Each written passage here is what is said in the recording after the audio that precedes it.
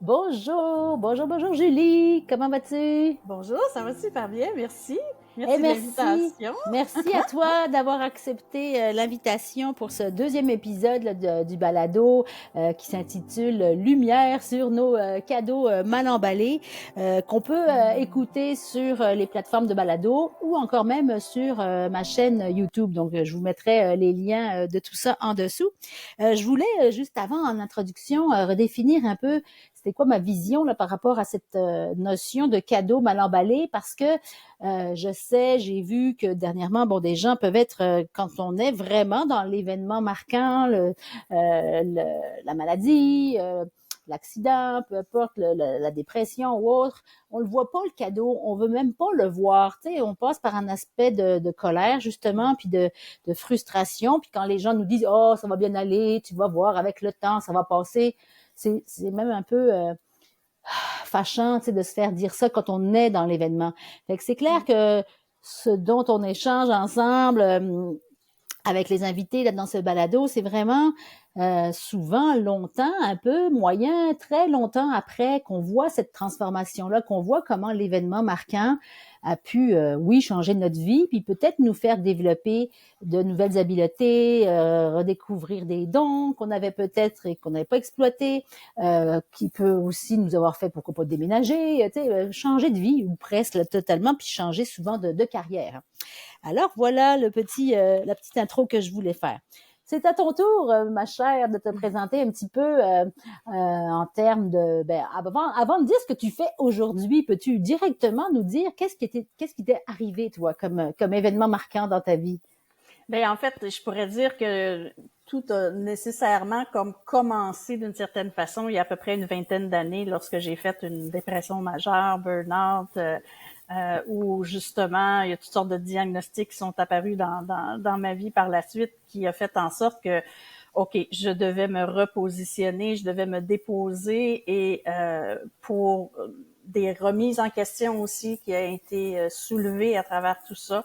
Donc ça a été le début d'une Mhm. croissance personnelle et Ouais. spirituelle qui a été quand même très qui continue là à évoluer au fur et à Mhm. mesure. Même en 2021, dernièrement, il y a eu un autre événement au niveau Ah ouais. physique aussi Ah qui ouais. est arrivé pour moi. Puis c'était des crises de foi intenses Ah qui ah. m'ont amené à ce moment-là aussi à approfondir encore plus loin la notion de croissance personnelle et Ouais, c'est ça. spiritualité. Ouais. Fait que là, quand tu dis, bon, que c'est dépression, burn-out, c'est certain que bien souvent, ça amène à un arrêt de travail. Hein, ça amène à vraiment, comme le Ouais. mot le dit, c'est comme un fusible qui disjoncte, qui saute, là, le corps, le mental, il n'y a plus rien qui fonctionne. Okay? Euh, comment ça s'est manifesté chez toi, cet état profond de dépression, là, finalement, Ben que oui, plus rien répond, là? effectivement, Mm. parce qu'en fait, il arrive un moment où à chaque fois tu te dis, ben ça va passer. C'est Mhm. quelque chose qui monte graduellement. Ouais. Je faisais des états de panique avec des crises d'anxiété intenses. Donc, dans ton milieu de travail ou dans ton milieu Ben de social, plus ouais. en plus dans mon milieu de travail même. Mhm. J'étais dans le domaine de l'administration, la gestion aussi. J'ai fait plusieurs métiers et j'arrivais pas à trouver vraiment ce qui m'interpellait. Mhm. Et là, à un moment donné, c'est tout simplement que le corps et le mental ne suit plus. Donc, moi, c'est sûr que j'ai été en arrêt de travail pendant, en tout cas, officiellement, un 3 à 5 mois. Ouais. Mais j'avoue que probablement qu'il aurait fallu que ce soit encore plus long que ça, car j'ai fait un retour Mhm. progressif.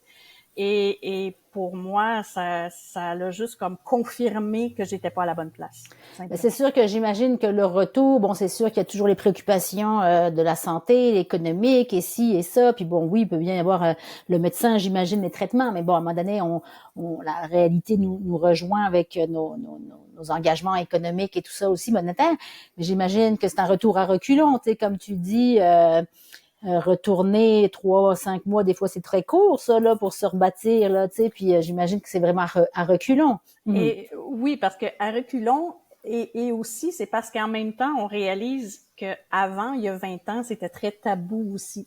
Ah ouais, C'était c'est vrai. vraiment considéré, je veux dire, comme un manque de volonté dans mon milieu. Alors, Donc du c'était jugement qui vient avec du ça, du jugement jugement, puis ouais. énormément et des, je l'ai senti, je l'ai perçu comme ça, beaucoup. Il a fallu que je travaille énormément sur moi, sur qu'est-ce qui était réellement nécessaire pour mon corps, pour mon âme, et ce que j'avais envie de justement pouvoir réellement permettre, parce que j'avais beaucoup de colère et de frustration à l'intérieur de moi à ce moment-là. Puis c'est sûr que au moment où j'ai vécu ça, je vivais quand même une période où tout allait à l'extérieur, à la surface, super bien. Dans le sens que j'avais un mari adorable, j'avais nouvellement une petite fille, je venais d'avoir un bébé, un petit bébé, et j'ai eu comme une année où j'étais à la maison et tout, mais j'avais comme déjà un peu énormément de remises en question parce que j'avais pas envie de retourner travailler. OK. Et c'est arrivé après la naissance, là, c'est arrivé pas longtemps après. Comme, pratiquement, je peux dire que ça l'a comme éclaté un an et demi, un an et demi après, où là vraiment, c'est que je remettais en perspective ce que je désirais faire de ma vie et ce que je voulais également pouvoir démontrer à ma fille aussi, comme quoi l'importance d'être soi-même, l'importance de pouvoir rayonner, être dans la joie, être dans la lumière et tout ça. Puis je voyais que j'étais pas du tout dans cette énergie-là. Alors ça m'a complètement, comme je pourrais dire, basculé parce que il a fallu que je prenne plus soin de moi. Et j'ai eu la chance de rencontrer une thérapeute qui était massothérapeute et maître Reiki à cette époque-là, qui me faisait un bien immense. Et c'est là que j'ai un peu découvert la spiritualité, lorsque j'étais justement en période d'arrêt et tout. Donc, quelque chose que t'avais pas déjà découvert ce milieu-là vraiment, ou peut-être plus jeune, un petit peu. Des fois, on fait le bilan, puis on dit, ah, mais finalement, à 15 ans, à 17 ans, grand-maman, ou, tu sais, des fois, on a des flashs. Oui, c'est drôle que tu dis ça, justement, parce que oui, je réalisais qu'à 12 ans, 13 ans, j'avais déjà comme de l'intérêt face à ça, et même par rapport au chakra et à l'énergie spirituelle, que ce soit même en lien avec, sans savoir vraiment ce qu'était le Reiki, j'avais quand même énormément de sens qui étaient développés, beaucoup d'intuition. J'avais même des ressentis, des rêves qui répondaient à certains questionnements que je pouvais avoir, puis j'avais juste à m'endormir, puis j'avais mes réponses. Donc, c'est vraiment particulier de voir que finalement, c'est juste que je m'étais pas engagée officiellement. Ben, c'est sûr, la vie, les études, bon, il y a plein de choses que, comme tu dis, la famille et tout ça aussi. Puis, donc, si je comprends, t'as reçu des soins Reiki par cette femme-là, puis parallèlement, forcément, t'avais dû consulter ton médecin et tout ça aussi. Donc, c'est quoi, peut-être certains ne connaissent pas le Reiki, mais c'est quoi, qu'est-ce que tu as ressenti? Qu'est-ce qui s'est passé pour toi à ce moment-là quand tu recevais ces soins-là, puis qui t'ont sûrement amené à approfondir ça par après? Effectivement, parce que veux pas, oui, j'étais dans une période où j'avais vraiment beaucoup même de médication et tout ça. J'étais suivie énergie, autant par psychologue, psychiatre, et tout. Donc, veux pas, j'avais quand même un suivi très serré, médical. Sauf que je réalisais que je pouvais pas aller aussi profondément dans mon état de ce que mon âme ressentait. Et c'est à travers justement ces soins-là où là je reconnectais à mon corps et à tous les ressentis que je pouvais avoir. Je ressentais une certaine plénitude et un bien-être vraiment où là, j'avais l'impression que plus rien avait réellement de l'importance à part juste d'être connecté au moment présent. Et ça, pour moi, c'était très important parce que l'anxiété, la particularité, c'est de toujours être dans le futur ou dans le passé et d'oublier le moment présent. Puis, de recevoir déjà des soins où là, il y avait le contact physique au niveau de la massothérapie et il y avait en même temps le côté où là, c'était... en fait, j'avais la chance que des fois, je faisais juste comme élaborer un peu ce que je pouvais vivre et tout. Et elle me disait toujours, OK, qu'est-ce que tu choisis maintenant? Qu'est-ce que tu choisis comme perspective d'amour ou perspective de frustration et tout. Donc, c'est en fonction des fréquences et des vibrations. Exactement. Donc, ça m'a énormément éveillée à voir que des fois, une situation peut changer comme ça. Exactement. Puis tu sais, le mot choisi, tu sais, moi c'est quelque chose que j'utilise beaucoup pour moi, mes proches et tout ça aussi, ou certains de mes clients aussi. Mais il fait réagir aussi parce que là, des fois, les gens vont dire, ben voyons, je l'ai pas choisi. Mais on s'entend que c'est vraiment Non. inconscient. Tu sais, c'est vraiment ancré. Des fois, on sait même pas qu'on choisit cette voie-là, cette tendance-là, parce qu'on c'est comme ça. Tu sais, puis la dépression amène ça forcément, puis l'anxiété, des idées plus noires, plus tristes, de la colère, de la peine, puis la médication va changer toute la biochimie aussi du cerveau. Donc, c'est sûr que quand on se fait dire ça, des fois, on dit, ben voyons, je l'ai choisi. Tu sais, ça nous fait aussi un peu fâcher, là. C'est pas juste à ce niveau-là aussi que moi, je perçois le choix. C'est qu'en fait, c'est d'être conscient de nos dualités. Voilà. Donc, de voir le côté, justement, parfois plus sombre de nos facettes et en même temps, de réaliser qu'on n'est pas identifié par ça. Exact. Donc, on n'est pas la maladie, on n'est pas la dépression, on n'est pas, là, moi, surtout tout a pas. changé à partir exactement. de ce moment-là. Il y a eu tout un processus de guérison personnelle aussi qui a fait en sorte qu'il y a bien des choses qui ont été tassées dans ma vie. Et en même temps, j'ai eu la chance d'être bien accompagnée dans mon niveau familial, mon noyau aussi, familial aussi. J'ai eu cette chance-là. Mais c'est sûr que ça a été un processus qui, peu à peu, m'a amené à vouloir après transmettre à ton tour, ouais. Au fur et à mesure. Donc là, si t'es retourné, bon, tu recevais des soins à la fois en massothérapie traditionnelle, puis en Reiki, puis t'es retourné finalement au travail. Puis là, tu t'es rendu compte que, puis t'as commencé aussi à prendre des formations toi-même en Reiki ou de suivre tes niveaux différents, 1, 2, 3, etc. Puis là, en retournant, tu t'es rendu compte qu'il y avait encore un déséquilibre, un débalancement par rapport à ce que tu venais de découvrir, puis le milieu de l'administration, quoi. Ben exactement, parce que en fait, j'aime quand même le côté de la gestion, de la. Ça fait partie de ton cheminement. Ça fait partie de mon cheminement, parce que moi, j'ai étudié autant sciences politiques que l'histoire de l'art, que l'administration des affaires. Donc, j'ai vraiment beaucoup de petites facettes qui font partie de moi.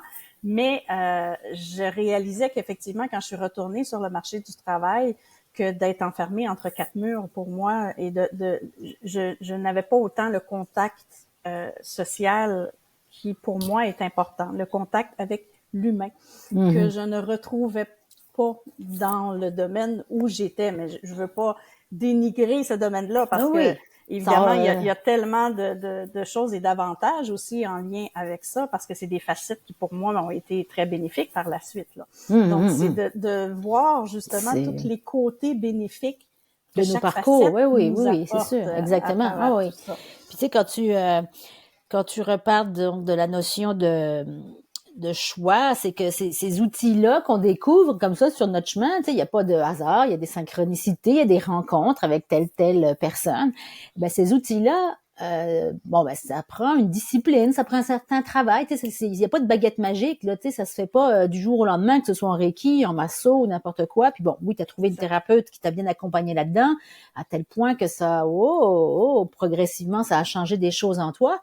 Puis donc, il est venu un moment où tu as vraiment fait un 360 ou un 180, puis tu as dit, OK, là, je change encore plus de choses pour être vraiment aligné avec mes valeurs, avec ma famille. Parce que c'est sûr que la famille, comme tu en parlais, c'est un grand poids là, dans la balance des fois de dire, hey, mes enfants ou mon enfant, je veux qu'ils voient ça comme maman ou comme papa. Je veux ou je souhaite, tu sais, qu'il y ait tel environnement. Tu sais, on veut tous assurer leur bien-être, leur sécurité, tout ça aussi, mais ça va plus loin que ça, tu sais, c'est aussi leur bien-être émotionnel, spirituel, mental qu'on veut aussi on le voit aujourd'hui, comment pas juste les jeunes, la société en général, un décalage au niveau de leur bien-être psychologique, mental, émotionnel, tu sais. Puis si toi, ça t'est arrivé aussi il y a 20 ans, comme d'autres, il y a encore aujourd'hui, plein de familles font des remises en question, tu sais, ça arrive tout le temps. Puis qu'est-ce qui a fait? Y a-tu eu un autre déclencheur qui a fait que tu dis, là, ça y est, c'est comme ça, je lâche tout? Évidemment, il y a toujours la notion financière qui vient en ligne de compte dans tout ça, parce que je sentais l'appel de devenir thérapeute, de pouvoir accompagner les gens et tout. Donc, et je me suis retrouvée comme secrétaire dentaire Ah à ce ouais, moment-là. déjà dans un milieu clinique un peu. Oui, dans le milieu de la santé. Donc, j'avais un petit peu un mix des deux, autant le côté d'accompagner les gens qui arrivaient, qui étaient hyper stressés parce qu'ils venaient voir le dentiste. Ouais, puis Donc, ben, on n'aime pas ça. ben oui, et j'avais la capacité à pouvoir apaiser toute personne qui venait Ah au ouais, bureau. Donc, je voyais que je commençais à développer cette capacité-là de pouvoir accompagner autant les enfants que les aînés dans un processus comme ça. Et j'avais le côté de la gestion de justement gérer tout ce qui est en lien comme coordonnatrice aussi au niveau de planification dentaire et tout ça. Mais et je pouvais à ce moment-là combiner les deux. Combiner, et là j'ai commencé mes formations à Reiki, j'ai commencé à m'intéresser un peu plus à ça et combiner avec le domaine dentaire. J'ai fait pratiquement une vingtaine d'années dans le domaine Ah dentaire à oui, ce OK, moment-là. quand même. Ouais, un autre beau saut, Un autre, non, un j'ai beau fait gros une chapitre. transition. Ça a été une transition Ah à ouais. ce moment-là. Et puis après, ben, c'est seulement depuis 2020 que là, j'ai réellement décidé de me lancer à temps plein parce que là, même le domaine dentaire, je n'avais plus autant de plaisir. J'avais trop envie d'être à temps plein avec les Aussi, gens ouais, avec ouais, qui c'est ça. j'étais. Donc là, c'était de faire le choix. Et là, c'est sûr, avec la pandémie et tout ça, on Ah a été oui, comme c'est pendant vrai. un arrêt pendant Forcé pas quelques mal, ouais, mois même dans les forcés. soins et tout aussi. Il y a une... Mais moi, après, ça a été, j'ai été vraiment très, je pourrais dire, choyée par la vie parce que par la suite, dès le mois d'août, septembre, quand tout a recommencé, moi, j'ai eu une explosion de clientèle qui, justement, était à la recherche, à la quête de pouvoir retrouver un certain bien-être, un certain équilibre.